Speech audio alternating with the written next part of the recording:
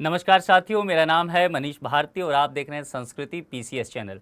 दोस्तों, जैसा कि आप जानते हैं कि यूपी में आरओ एआरओ की वैकेंसी आ गई है और एपिसोड 1 में हमने देखा कि हम प्रीवियस ईयर प्रश्न पत्र जो है प्रारंभिक परीक्षा में पूछा गया है उसका विश्लेषण कर रहे हैं। तो 2021 वाले प्रश्न पत्र का हमने विश्लेषण कर लिया था।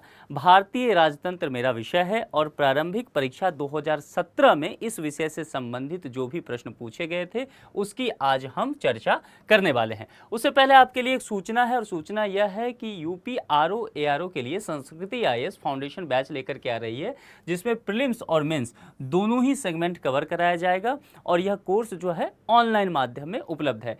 इस कोर्स की विशेषताओं की बात करूं तो 130 से अधिक कक्षाएं होंगी, प्रतिदिन 2 कक्षाएं ली जाएगी। कोर्स की वैधता 1 वर्ष तक आप इसे असीमित बार देख सकते हैं। इसके अलावा 15 टेस्ट लिए जाएंगे, जिसमें प्रीलिम्स और मेंस दोनों ही सेगमेंट के टेस्ट होंगे। इसके अलावा जिस भी विषय खंड की पढ़ाई करा दी जाएगी, आपको इसका नोट जो है पीडीएफ फॉर्मेट में उपलब्ध करा दिया जाएगा। यदि प्रथम 200 विद्यार्थियों में आपका नाम आता है तो आपको 50% डिस्काउंट दिया जाएगा और फी केवल 4,999 ही आपसे लिया जाएगा। तो आपको जल्दबाजी में करना होगा और अपना नामांकन जल्द से जल्द कराना होगा। इस कोर्स का आरंभ जो है 1 नवंबर से किया जा रहा है। जैसा कि मैंने पहले ही बताया था कि प्रतिदिन 2 कक्षाएं होगी। तो सुबह के वक्त एक रखा गया है 8 बजे और एक शाम में 4 बजे से। दिए गए नंबर पे आप कांटेक्ट करके इस संबंध में विशेष जानकारी ले सकते हैं या संस्कृति आईएएस के वेबसाइट पर विजिट करके विस्तृत जानकारी लेकर के अपना नामांकन सुनिश्चित करवा सकते हैं। चलिए अब सीधे हम प्रश्न पत्र की ओर चलते हैं। पहला प्रश्न अगर देखते हैं, इस वर्ष जो पूछा गया था 2017 में, भारतीय संविधान के निम्नलिखित में से किस अनुच्छेद के द्वारा अस्पृश्यता की समाप्ति की व्यवस्था की गई है। 2-3 बातों पर ध्यान देना है। भारतीय संविधान की चर्चा यहाँ पर की गई है। यहाँ पर अनुच्छेद के बारे में आपसे पूछा गया है कि किस अनुच्छेद की बात की गई है और यहाँ पर दिया गया है शब्द कि अस्पृश्यता की समाप्ति की व्यवस्था की गई है। तो यहाँ पर सबसे पहले आप यह समझ लीजिए, आपको यह समझ होनी चाहिए कि छुआछूत यानी कि अस्पृश्यता की समाप्ति की जो बात की गई है यह हमारे मौलिक अधिकार में, संविधान के मौलिक अधिकार में वर्णित है। मौलिक अधिकार की अगर मैं बात करूं तो संविधान का यह भाग 3 पर जाता है, फंडामेंटल राइट्स। ठीक है, अब यहां पर आप विकल्प पर एक नजर दौड़ाएंगे तो आप देखेंगे अनुच्छेद 14, 15, 16, 17 ये चारों विकल्प जो है वह फंडामेंटल राइट से दिया गया है। फंडामेंटल राइट जो है वह यहां 12 से 35 तक है। अनुच्छेद 12 से 35 तक जो है भारतीय संविधान में वह फंडामेंटल राइट्स के तहत आता है और यह संविधान के भाग 3 के तहत आता है। फंडामेंटल राइट्स को जो है 6 भागों में विभक्त कर दिया गया है और यहाँ जो प्रश्न पूछा गया है वह लगभग पहले भाग से है। पहले भाग कहने का तात्पर्य है कि पहला भाग जो है वह यहाँ पर आता है 14 से 18। अनुच्छेद 14 से 18 तक की बात करता है और इसके तहत जो है समता का अधिकार दिया गया है। क्या है? समता का अधिकार। देखिए, जब भी आप इन चीज़ों को पढ़ें विकल्प को, तो इतनी चीज़ों की जानकारी आपको होनी चाहिए। इसके आधार पे क्या करेंगे, संभव है इस बार इस तरह का प्रश्न आए, डायरेक्ट यह ना आए, कोई और प्रश्न आपसे पूछा जा सकता है।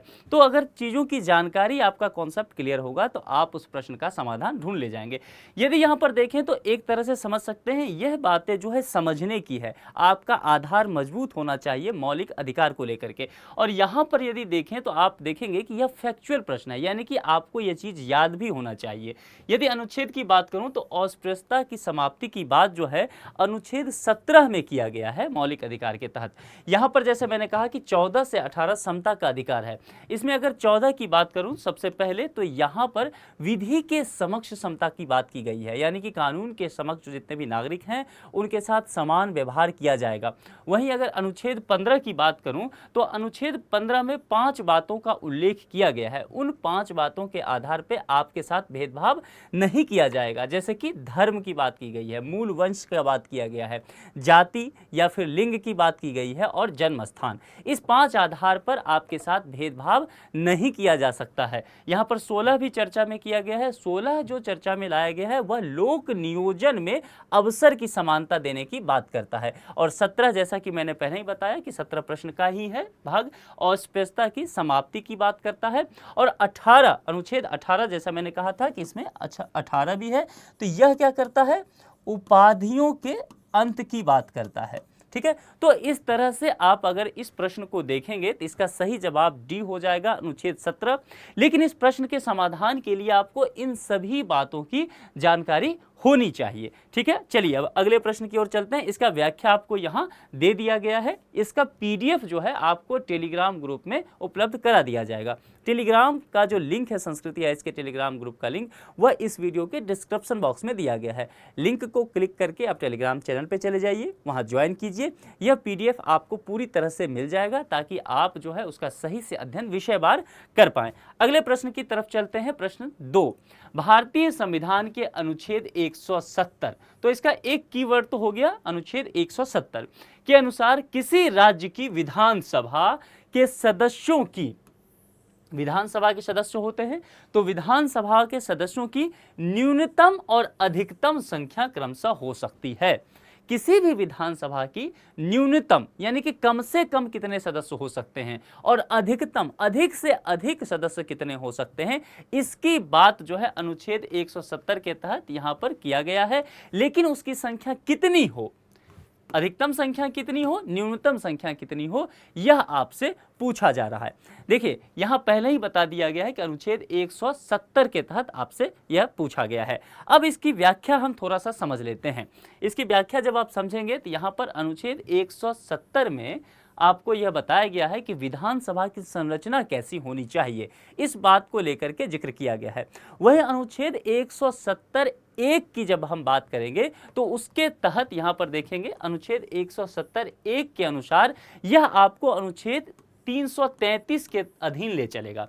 333 में जो उपबंध बताए गए हैं उसके अधीन कुछ बातें की गई है, उस बातों को हम समझेंगे। उसमें आंग्ल भारतीय जो है उसकी चर्चा की गई है। इसको लेकर के कहा गया है कि प्रादेशिक निर्वाचक क्षेत्रों से प्रत्यक्ष निर्वाचन द्वारा चुने हुए 500 अधिकतम और 60 जो है न्यूनतम सदस्यों की संख्या होगी। विकल्प में क्या दिया हुआ था, आप देखिए 40 और 400, 50 और 450, 50 और 500, 60 और 500। तो जैसा हमने पहले ही डिस्कस कर लिया है कि न्यूनतम सदस्य जो हो सकते हैं किसी भी विधानसभा में वह 60 होगा और अधिकतम हो सकते हैं वह 500 होगा। इसकी चर्चा कहाँ की गई है, यहाँ पर अगर आप देखेंगे अनुच्छेद 170(1) के अधीन यहाँ पर अनुच्छेद 333 के उपबंधों पर जब आप नजर दौड़ाएंगे तो यहाँ पर स्पष्ट रूप से लिखा गया है कि किसी भी राज्य के जो विधानसभा होंगे उस राज्य में प्रादेशिक निर्वाचन क्षेत्रों से प्रत्यक्ष चुनाव होगा। यहाँ पर प्रत्यक्ष निर्वाचन होगा और उसके द्वारा जो चयन किया जाएगा सदस्य, उनकी न्यूनतम संख्या कम से कम 60 होनी चाहिए, अधिकतम जो हो सकता है वह 500 होना चाहिए। ये बात समझ में आ गया। अब यहाँ पर कुछ बातें और रखी गई है। अनुच्छेद 333 के अनुसार जैसा कि मैंने पहले बताया था कि आंग्ल भारतीयों की नियुक्ति की बात की गई है। लेकिन यहाँ एक बात समझ लेना है, 104वां संविधान संशोधन जब हुआ था उस संशोधन के द्वारा आंग्ल भारतीयों की नियुक्ति की बात स्थगित कर दी गई थी। तो जब आप इस चीज़ों को पढ़ेंगे तो यह बातें भी शामिल करते हुए चलिए, एक एक्स्ट्रा पॉइंट आपके पास होगा। चलिए अब अगले प्रश्न की तरफ चलते हैं। निम्नलिखित में से कौन सा युग्म सही सुमेलित नहीं है, यहाँ पर प्रश्न के पुछल्ले शब्द पर ध्यान देना है। सुमेलित है ऐसा नहीं पूछा गया है, सुमेलित नहीं है यानी कि जो गलत मिलान होगा वही इस प्रश्न का सही जवाब होगा। अब इस प्रश्न के साथ कुछ बातें और भी आयोग से जुड़ा हुआ है। उस वर्ष क्या हुआ था, यानी कि 2017 का प्रश्न पत्र हम देख रहे हैं, तो 2017 में इस आयोग ने इस प्रश्न को निरस्त कर दिया था, वापस ले लिया था। क्यों, इसकी चर्चा करेंगे। यहां क्या कहा गया है, युग्म सही है, ठीक है। अब एक ही विकल्प इसमें से सही होना है। देखिए केंद्रीय अन्वेषण ब्यूरो, इसकी स्थापना वर्ष 1963 में हुई थी, तो इसका जवाब है कि हाँ, इसकी स्थापना जो है 1963 में ही हुई थी। कुछ फैक्चुअल प्रश्न रहते हैं जिसका एक ही तरीका है कि आपको उसका याद होना चाहिए, तभी उस प्रश्न का आप समाधान कर पाएंगे। केंद्रीय सतर्कता आयोग की स्थापना जो है 1964 में हुई थी, यह भी सही जवाब है। लेकिन नीचे के देखिए, भ्रष्टाचार निरोधक कानून, यहाँ पर दिया हुआ है कि भ्रष्टाचार निरोधक कानून जो है उसकी स्थापना 1985 में हुई थी, स्थापना वर्ष को लेकर के बात की गई है, लेकिन यह गलत है। इसका सही जवाब होगा 1988। एक चीज समझ में आ गया। अब चलिए दूसरा देखते हैं। अगर एक ही गलत होता तो इसका सही जवाब सी हो जाता।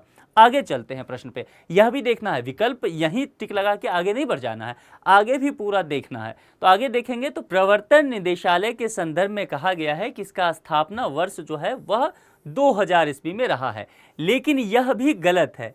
इसका स्थापना वर्ष जो है 1956 रहा है। तो इस प्रश्न में अगर आप देखेंगे तो यहाँ पर यह दो विकल्प जो है वह गलत हो जाएगा, सी और डी। यहाँ पर कहा गया था सुमेलित नहीं है, तो दो विकल्प सुमेलित नहीं है, जबकि जवाब जो है कोई एक ही होना चाहिए था।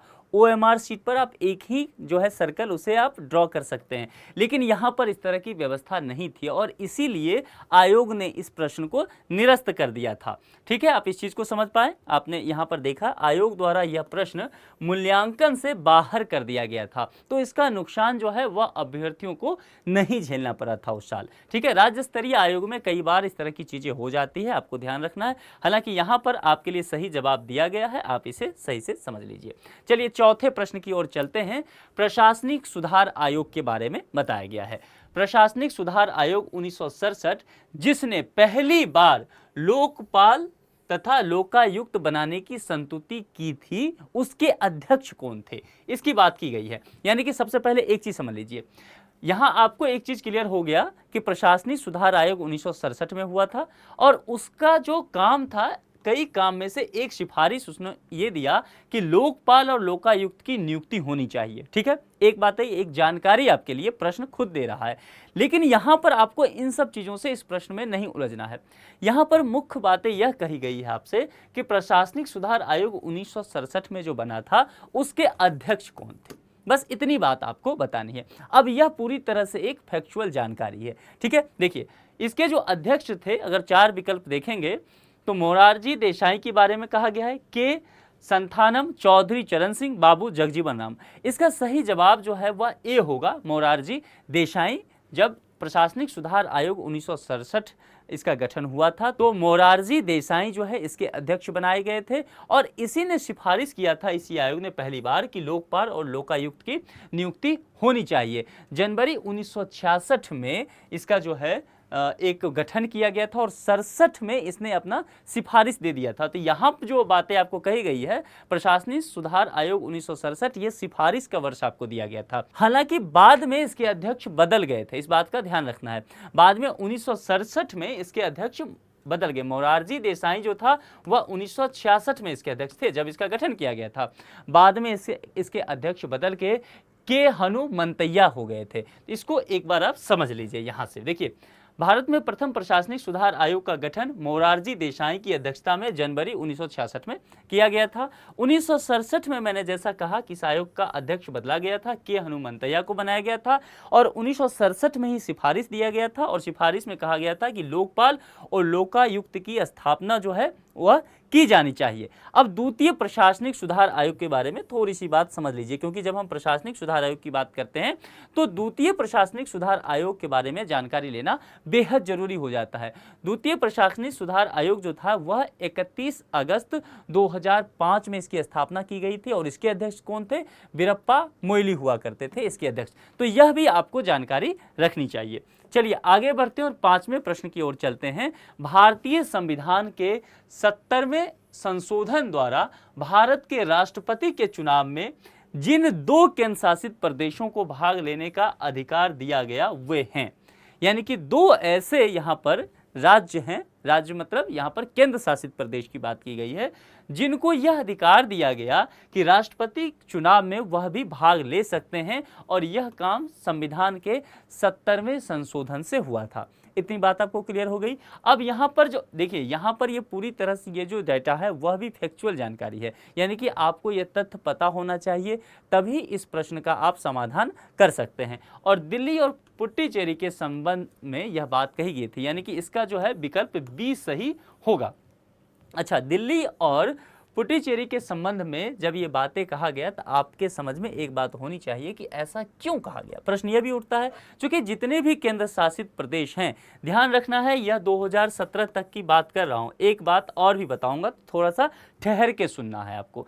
जब 2017 तक में दिल्ली और पुडुचेरी जितने भी केंद्र शासित प्रदेश उस वक्त थे, उसमें से ये दोनों केंद्र शासित प्रदेश ऐसे थे जहां पर विधानसभा चुनाव हो सकता था या अभी भी होता है, 2017 तक की ले रहा हूं मैं। तो वहां पर विधानसभा चुनाव इस दोनों यूटी में होता है, यूनियन टेरिटरी में, ठीक है। यहां पर निर्वाचित सरकार होते हैं, जो मुख्यमंत्री हैं वो मुख्यमंत्री बनते हैं, चुनी हुई सरकार के द्वारा सत्ता चलता है। और फिर केंद्र के प्रतिनिधि के रूप में यहाँ कौन होते हैं? एलजी, उपराज्यपाल होते हैं, लेफ्टिनेंट गवर्नर होते हैं। इतनी बातें आपको समझ में आनी चाहिए इस टॉपिक को पढ़ते हुए। फैक्ट इतना ही था कि आपको ये जानकारी होनी चाहिए, लेकिन इस संदर्भ में आपको बहुत सारी बातें पता होनी चाहिए, ठीक है। अब एक और विधानसभा जो है उसकी चर्चा की जानी आवश्यक है। जैसे कि 2019 में आप जानते हैं अगस्त महीने में जम्मू कश्मीर जो है वहां से 370 हटा दिया गया और 35A भी खत्म किया गया। उसके बाद क्या कर दिया गया? जम्मू कश्मीर का बंटवारा भी कर दिया गया। एक हिस्सा जो है वह लद्दाख वाला हिस्सा बना और दूसरा जो है जम्मू और कश्मीर का हिस्सा बना। दोनों ही यूटी बन गया था, लेकिन जम्मू कश्मीर को ठीक यही स्टेटस दिया गया, ठीक है। JNK को यही स्टेटस दिया गया कि वहां भी विधानसभा चुनाव होगा, चुनी हुई सरकार होंगे मुख्यमंत्री, और LG वहां पर केंद्र के प्रतिनिधि के रूप में होंगे। हालांकि 2019 के बाद से ऐसी स्थिति संभव नहीं हो पाई है कि वहां पर विधानसभा चुनाव संपन्न कराया जा सके। तो अभी LG के द्वारा ही प्रशासन का नेतृत्व किया जा रहा है, ठीक है। यानी कि 3 यूटी अभी हमारे पास हैं। 2017 तक 2 यूटी था, दिल्ली और पुडुचेरी, जहां पर विधानसभा चुनाव होता था। अब हमारे पास 3 यूटी ऐसे हैं, दिल्ली, पुडुचेरी और जम्मू और कश्मीर, जहां पर विधानसभा चुनाव होना है। इतनी बात समझ में आ गई। तो यहां पर जो कहा गया 70वें संशोधन के द्वारा राष्ट्रपति के चुनाव में जिन 2 केंद्र शासित प्रदेश 2017 के आधार पर कह रहा हूं शामिल हो सकते थे, दिल्ली और पुडुचेरी हैं। अच्छा, यहां पर आपके लिए यह भी समझ लेना जरूरी है, जब राष्ट्रपति चुनाव की बात करते हैं तो अनुच्छेद 54 को आप जरूर समझ लीजिए कि अनुच्छेद 54 यह बताता है कि राष्ट्रपति चुनाव में कौन कौन से लोग जो हैं वह सम्मिलित हो सकते हैं, पार्टिसिपेट कर सकते हैं, उसके संबंध में बताया गया है। और बताते यह कहा गया है कि राष्ट्रपति के निर्वाचन मंडल में जो है संसद के दोनों सदनों के निर्वाचित सदस्य भाग ले सकते हैं। यहां समझना है, संसद कहने का मतलब यहां पर यह समझ लीजिए कि 2-3 बातें होती है। एक लोकसभा, यहां पर राज्यसभा और प्रेसिडेंट। बिल्कुल इस बात को समझ लीजिए, राष्ट्रपति भी संसद के अभिन्न अंग होते हैं। तो संसद जब भी कहा जाए आपके मन में सिर्फ लोकसभा और राज्यसभा ही ना आए, प्रेसिडेंट भी उसके हिस्सा हैं। 3 चीजें होती है, ठीक है।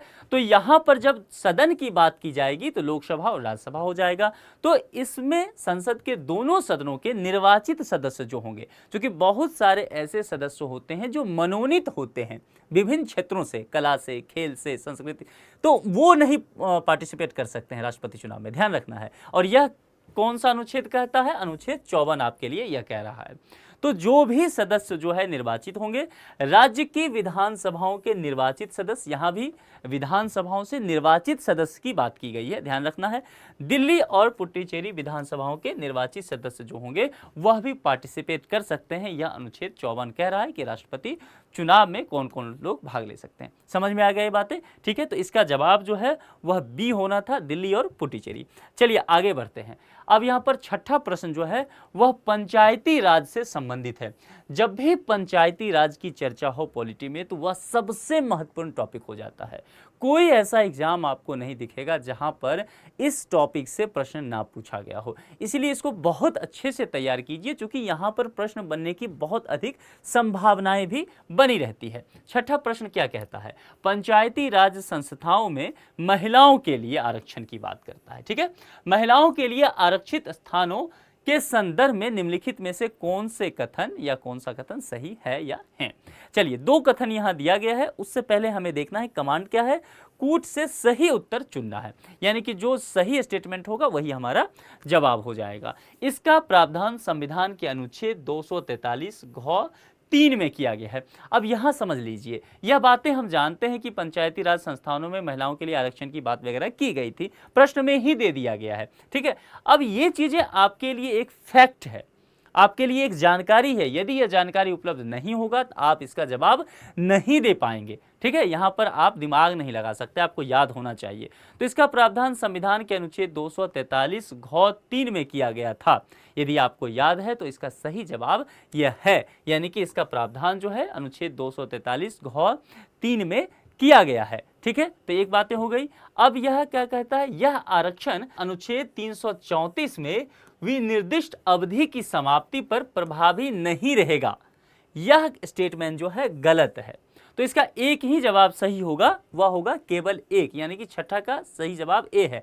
लेकिन यहां पर जैसा मैंने कहा कि हमें यह भी समझना है कि कोई स्टेटमेंट गलत है तो वह क्यों गलत है। सबसे पहले यहां पर समझ लीजिए, जैसा मैंने कहा था कि पंचायती राज संस्थाओं में महिलाओं के लिए आरक्षण की बात की गई है, तो अनुच्छेद 243 घ 3 के तहत कहा गया है, और इसमें यह कहा गया है कि जितने भी सीटें होंगी उसका 1/3 जो है वह महिलाओं के लिए कम से कम आरक्षित होगा पंचायती राज के तहत, यह बताया गया है।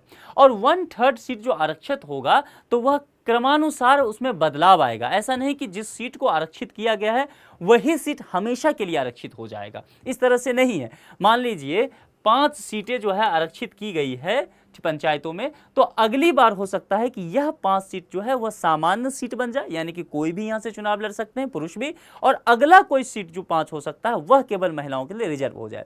मैं एक उदाहरण के तौर पे समझाया हूं, मैं उम्मीद करता हूं आप ये बात को समझ गए होंगे। ठीक है, अब यहां देखिए, पंचायत में प्रत्यक्ष निर्वाचन द्वारा भरे जाने वाले स्थानों की कुल संख्या के कम से कम 1/3 स्थान, ठीक है, 1/3 की बात की गई है, स्त्रियों के लिए आरक्षित रहेंगे। हमने पहले ही चर्चा कर ली है। और यह भी मैंने आपसे कहा कि पंचायत में भिन्न भिन्न निर्वाचन क्षेत्रों को चक्रानुक्रम के आधार पर यह सीट जो है आवंटित किया जाएगा। तो कथन 1 जो है वह सत्य हो गया। लेकिन कथन 2 जो है, आप देखेंगे यहां पर इसने क्या कहा था, अनुच्छेद 334 की चर्चा करते हुए कहा था कि विनिर्दिष्ट अवधि की समाप्ति पर प्रभावी नहीं रहेगा। यह आरक्षण, कौन आरक्षण, यह जो महिलाओं के लिए आरक्षण की बात 1/3 करने की गई थी, इसकी चर्चा की गई है। अब देखिए, लेकिन यह जो है इसकी आरक्षण की बात नहीं करता है, यह SC ST के लिए आरक्षण की बात करता है, और लोकसभा और राज्य विधानसभाओं में आंग्ल भारतीय समुदाय के जो प्रतिनिधि होंगे उसके आरक्षण की बात करता है। इसीलिए कथन दूसरा जो है वह गलत हो जाएगा, और इसका सही जवाब जो है केवल 1 होगा, यानी कि यह कथन सही है, तो ए इसका सही जवाब हो जाएगा। चलिए अब बढ़ते हैं 7वें प्रश्न की तरफ, और 7वां प्रश्न है भारतीय संविधान के 73वें संविधान संशोधन के संदर्भ में यह बातें करता है। देखिए यहां पर 73वां और 74वां संविधान संशोधन, यह दोनों ही बहुत महत्वपूर्ण है।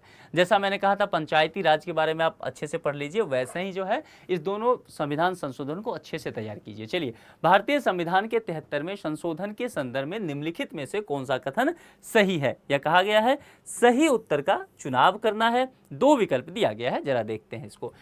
इसमें पंचायतों को स्वशासन की संस्था स्वीकार किया गया है। 73वां संविधान संशोधन के संदर्भ में हम ये बात पढ़ने जा रहे हैं, इसका ध्यान रखना है। तो 73वां संविधान संशोधन में पंचायतों को स्वशासन की संस्था के रूप में स्वीकार किया गया था, इसे एक संवैधानिक दर्जा दे दिया गया था। इस बात को बहुत क्लियर कर लीजिए कि 73वां संविधान संशोधन 1992 में हुआ था। ठीक है, यह जो था वह 1992 में हुआ था। इसके तहत कुछ काम किया गया था, उन काम को मैं बता देता हूं। पहला काम तो आप समझ गए कि आपको याद क्या रखना है, 1992 में हुआ था। दूसरी बात क्या है कि इसके संशोधन के तहत, 73वां संशोधन के तहत संविधान में भाग 9 को जोड़ा गया था। दूसरी बात क्या है कि 11वीं अनुसूची भी जोड़ी गई थी। संविधान में 2 चीजें जो है वह ऐड किया गया था। इसके अलावा जो है पंचायती राज व्यवस्था को संवैधानिक दर्जा दे दिया गया था। यहां पर जो बात की गई है, मैंने जो कहा था पंचायत की स्वशासन, तो इसको संवैधानिक दर्जा दे दिया गया था। यह बातें क्लियर हो गई। 2-3 काम इसके तहत किया गया था जो बहुत जरूरी होता है परीक्षा के दृष्टिकोण से, आप इसको समझ लीजिए। और इसके तहत जो है 29 विषयों को रखा गया था। कितने विषय रखे गए थे? 29 विषय। तो यह तो हो गया इतना फैक्ट, इतनी जानकारी आपके पास होनी चाहिए। देखिए प्रश्न जो है एक टॉपिक से पूछा गया है तो उतना ही पढ़ के आगे नहीं बढ़ जाना है, उसके इर्द गिर्द जितनी बातें, प्रमुख बातें हो सकती है उस सभी का अध्ययन कर लेना है। संभव है इस बार यह प्रश्न रिपीट ना हो, क्योंकि राज्य स्तरीय आयोग में रिपीट होता है प्रश्न, लेकिन कई बार है कि टॉपिक से क्वेश्चन रिपीट हो जाएगा। तो आपको जानकारी होनी चाहिए ना कि संवैधानिक दर्जा दिया गया था कि नहीं, 73वां संशोधन से आ जाए कि 11वीं अनुसूची कब जोड़ी गई थी, तो ये सब चीजें आपको पता होना चाहिए। चलिए अब दूसरी बात की गई है, इसमें शहरी स्थानीय सरकार को स्वशासन की संस्था स्वीकार किया गया। अब मैं आपको यही बता रहा था कि 73वीं में जो है पंचायत की बात की गई थी, ठीक है। अब शहरी स्थानीय सरकार की बात जो की गई थी, स्वशासन की संस्था क्या स्वीकार किया गया था, तो यह गलत स्टेटमेंट है। मैं आऊंगा, अभी व्याख्या कर दूंगा। तो इसका सही जवाब जो है केवल एक ही सही है, तो सही जवाब सी हो जाएगा। 7वें प्रश्न का सही जवाब सी हो गया। इतनी बातें क्लियर हो गई। अब यहां पर समझिए, शहरी स्थानीय सरकार को स्वशासन की संस्था स्वीकार किया गया था क्या 73वां संविधान संशोधन के द्वारा? नहीं। मैंने पहले ही बताया था कि 74th कॉन्स्टिट्यूशनल अमेंडमेंट भी बहुत जरूरी है आपके लिए पढ़ना। तो 74वां संविधान संशोधन जो किया गया था उसके आधार पर यहां पर शहरी स्थानीय सरकार को संवैधानिक दर्जा दिया जाता है और इसके तहत 18 विषय शामिल किए जाते हैं। जैसा कि 73वां संविधान संशोधन के तहत पंचायती राज के तहत मैंने कहा था 29 विषय दिए जाते हैं, यहां पर 18 विषयों को शामिल किया जाता है। तो यह मामला पूरी तरह से क्लियर हो गया। यहां पर आपको इसका विश्लेषण भी मैंने दे दिया है। यह जो पीडीएफ है पूरी तरह से आपको टेलीग्राम ग्रुप में उपलब्ध करा दिया जाएगा, तो परेशान नहीं होना है। आज के इस लेक्चर में हमने प्रीलिम्स 2017, ठीक है, आरओ एआरओ में जो पूछा गया था उस पर हमने चर्चा किया है, ठीक है। इसमें केवल 7 प्रश्न पूछे गए थे जो कि इंडियन पॉलिटी से संबंधित था। बाकी सब्जेक्ट के प्रश्न थे, लेकिन 7 प्रश्न राज्य व्यवस्था से पूछे गए थे और 7 प्रश्नों को आप अभी देखे होंगे, जिसमें से एक प्रश्न आयोग ने निरस्त कर दिया था। आपने एक चीज देखा होगा कि इसका ठीक ठाक जो है राज्य व्यवस्था से प्रश्न पूछा गया और अच्छा प्रश्न पूछा गया था। प्रश्नों की जो कह सकते हैं गुणवत्ता है वह बेहतर थी। इसीलिए कुछ फैक्ट है जिसे आपको याद करके जाना होगा, लेकिन कुछ ऐसी बातें हैं जो आपको समझ करके भी जाना होगा, तभी परीक्षा में आप अच्छा परफॉर्म कर सकते हैं। तो इस लेक्चर में इतना ही रखते हैं। किसी दूसरे लेक्चर में दूसरे ईयर के प्रश्न पत्र के साथ आपके साथ हम उपस्थित होंगे। तब तक अपना ख्याल रखिए। Thank you.